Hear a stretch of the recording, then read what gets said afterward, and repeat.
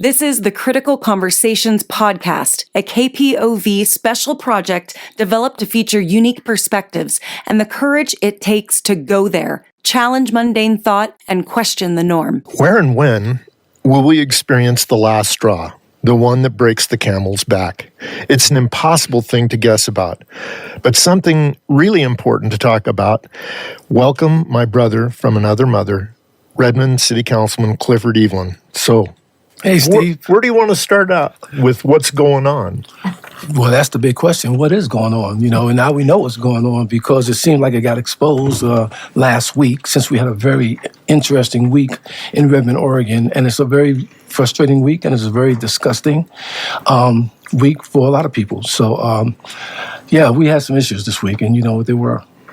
Yeah, it would be hard to imagine that there aren't a lot of listeners who don't know part of this story. But I think Ed Fitch did a wise thing in the previous city council meeting by not taking up the issue. Can you tell us why and what your opinions are about his movement?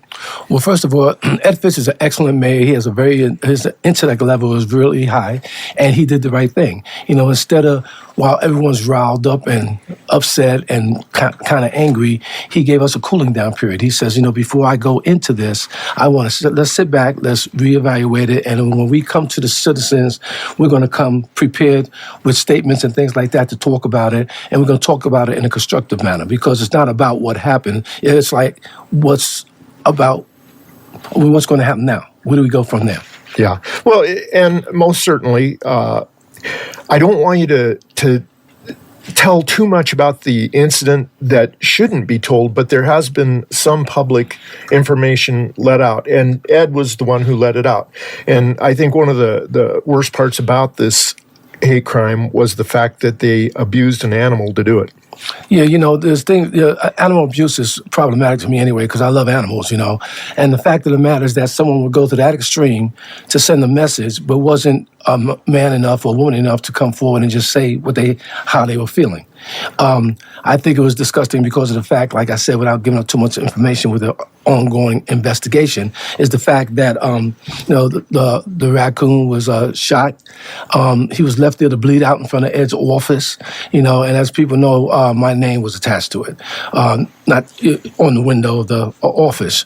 And, I think it's very important people to understand this relationship with raccoons and people of color and things like that, and also to understand that people is called a link. And what people need to understand is, like, if someone would go to extreme to kill an animal to make a statement, the next step is killing someone else, a human being possibly. And that's from my law enforcement background.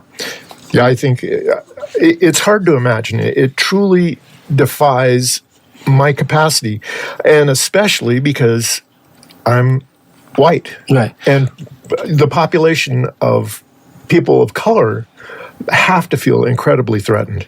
Well, and I believe they are, and it's kind of interesting because at the last city council meeting that we just now had, which was this week, we had a couple people get up and speak and talk about it, which is good. We need to air that out, But I think it's important to understand that history repeats itself, and, these horrible acts of racism are occurring in our city and in our county, and systematic racism, which I always have said is alive and well. I remember when I was running for office, we were being interviewed by KPTV or somebody, and it was during the pandemic, and I was on screen. Obviously, I was the only black person on screen that was running. And one of the gentlemen that was getting ready to speak, the first thing that came out of his mouth was, he said, "Before I get started, I just want to make sure that everyone understands that there's no such thing as systematic racism." So I'm sitting back saying, well, where did that come from? No one even asked the question yet, and you're just going to open up like that, So to me, what I'm saying is this. People know that there's problems. Instead of addressing the problems and try to pull the city together, there's people that's trying to polarize us, and we're not going to let that happen.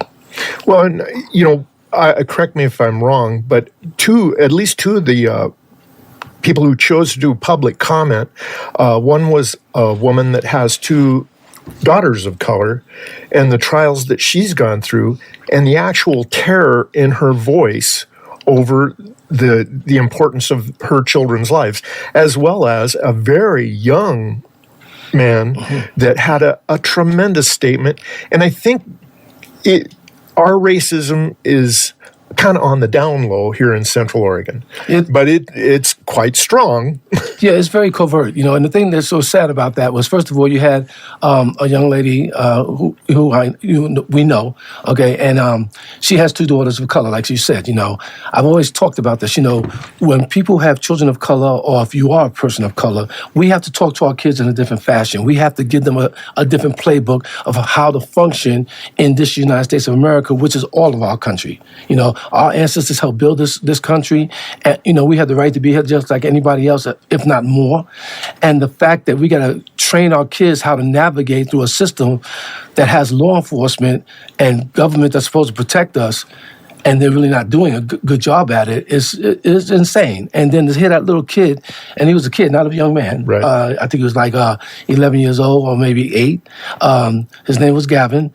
And, he talked about, and he was trying, he's being as articulate as he could about how he's being called the N-words in our schools at 8 years old. And so my question is, what is the school system doing about that, first of all? Who's addressing that? Is this kid holding that in? And the parents, I know they're doing the best they can to help try to solve it, but, is their pleas falling on deaf ears? Because if it is, then that's a problem. Well, and I think it brings up the question of the kids that make these statements and the parenting, which I can't imagine that a parent would go out of their way to teach their children how to hate. Well, that's a very good point, Steve. I hope that's not what's happening, but what people need to understand is, right, whether you want to be a role model or not, you are when you have kids. They watch you all the time. You may not even notice them watching you, but they watch what you do. They watch what you say. They watch how you act. And that's why we as adults should always be on our best behavior and be role models to these kids. But, it's problematic when we got parents that, like I was, my wife and I, we were sitting out the other night eating dinner, and there was a couple with their kids, or some kids, one was their kids and was friends, and they were trying to entice the kids to have a drink. It's a shame. I think that there's some feeling of some redeeming factor in outlawism, breaking the rules. And we can see the damage that occurs when we break the rules. As a matter of fact, well put is, we don't break rules, we break ourselves against the rules. You're absolutely right. Well, we're supposed to be a country of law-abiding citizens, and that's going out the window lately, and I think small communities like Redmond and in Central Oregon and things like that, they don't see that because they've been living in this bubble for so long, it was only been them. And now that we have people that's been moving here from different places, they're rejecting that. They don't want them to move here. And the thing about it is that they don't own the towns. They just happen to be living here themselves, And it really just frustrates me the way they take ownership over something and try to reject anybody else that tries to move here or come here or whatever or live here. Well, anybody who moves literally becomes a refugee to some degree. Right, and you're moving from somewhere to get somewhere that you hope is going to be better than where you're leaving. And I was really interested in city councilman, and I can't remember Tobias's name. Colvin. And his comment about, I think he moved from Charlotte. Yes. And yes, why don't you... Well, Tobias moved from the South. I don't know a lot about his history, but he moved from the South. And based on what he said, one of his purposes of moving his family from the South to here was because of the type of racism that was still existing down there. And he wanted to get them in a more neutral, welcoming city. And he picked Redmond because he thought Redmond would be the place to be, And obviously... we run back into it again. Yeah. Well, I think it's really fortunate that Tobias became a city councilor. So far as I can tell, he seems to be pretty fair-handed. Well, he is very fair-handed, but the fact of the matter is that when we vote for city councilors and we vote for mayors, you got to find people with perspective and vision and understanding and compassion. And some of these people don't have that. You understand? They're just running for office so they could plug a hole. And obviously there's an alternative motive of why they're trying to get in those positions, which is, I know that from my police work and just knowing how people think, coming from a big city. And, you just plug holes and then you run rampant. Everyone cannot be a leader. Okay, and when you get ready to choose a leader, you need to look for the qualifications of a leader. And if they don't have those qualifications, all of them, then you need to reject them. And I think we see a direct result of that even in the House of Representatives. There's more than a few Congress people that are complaining about the amount of work they have to do. Being a politician is a responsibility that I don't think a lot of people understand at all. Well, they don't understand the responsibility, but I can tell you what, they sure welcome those six-figure checks that they get because you know what? They're making some money up there, and we vote them into office to make decisions, hard decisions, And like I said, we in City Council, we don't make a lot of money. We get a stipend, and we don't do it for the money. My colleagues and I and the mayor, we're in position because we want to see Redmond become the place that we want it to be, which is a good place, open to everybody and welcoming to everyone. That's why we're doing it. Inclusive. Exactly. Inclusive. Exactly. No Inclusive. question about it. No, it's a shame that this incident occurred. I think we're all going to hope that eventually the perpetrators are found. Yeah, well, we hope so. This is going to be a tough investigation because of the fact that, you got to gather a lot of information and then you got to be able to prove it, So, and if we do, then that's great success, And if we don't, then we need to move forward. But what we need to do is make sure that we got all the mechanisms in place to make sure this doesn't happen again. Well, Clifford, thanks so much for being with us today. You've been listening to a KPOV Critical Conversation. To hear more engaging interviews on important topics, please visit kpov.org/criticalconversations.